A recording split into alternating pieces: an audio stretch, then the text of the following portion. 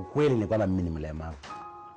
Lakini nataka kuambia watu kwamba ule ulemavu unao mnaona sina. You don't know this? Meet 46-year-old Godfrey Ipalei, who works for the Kenya Wildlife Service as an ICT administrator and trainer at its training institute in Naivasha. He is not disabled. His words, not mine. Nyinyi mnaona ulemavu wa mikono yangu. Sina hiyo ya mikono yangu, sioni kama ni ulemavu. Godfrey says his parents treated him no different from the rest of his siblings, allowing him to have the same high expectations of himself they all did. As a youth, he loved football and was as active in the sport as others he played with. He says there is almost nothing he can't do. Sasa mimi naweza kupalilia.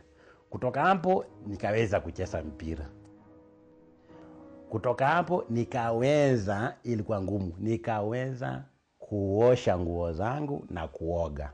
Hii mikono naweza oga. Si lazima kuwe na shower.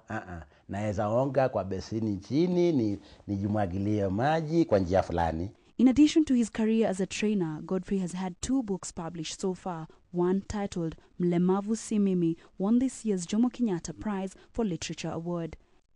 His books are written in Kiswahili in a bid to reach a wider audience.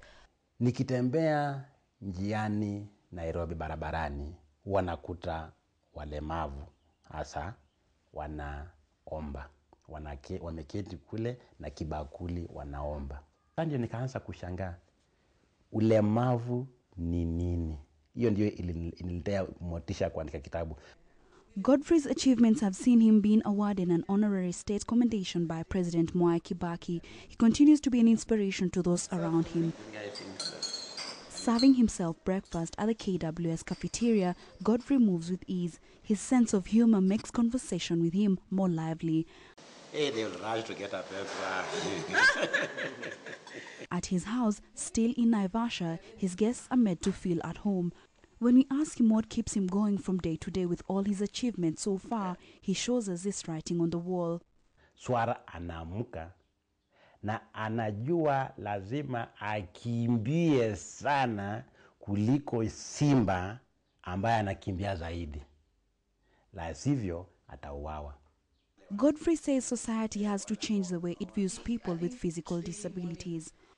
Nyinyi ndio naona mna ulemavu, kwa sababu mimi si mlemavu. Nyinyi mna ulemavu wa akili.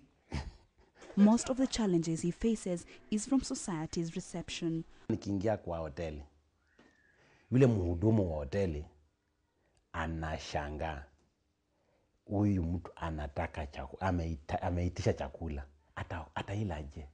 Kenya Re and the Standard Group have launched an initiative to draw attention to the successes of people like Godfrey Ipalei. Niko Fiti, Ability Beyond Disability, is expected to run for 3 years. Niko Fiti campaign, sensitizing the public about disability and encouraging persons with disability to increase their participation in community and social life. In the words of Godfrey, ulemavu ni wa akili. Disability is only a state of mind. Mercy Kandiye, KTN Prime.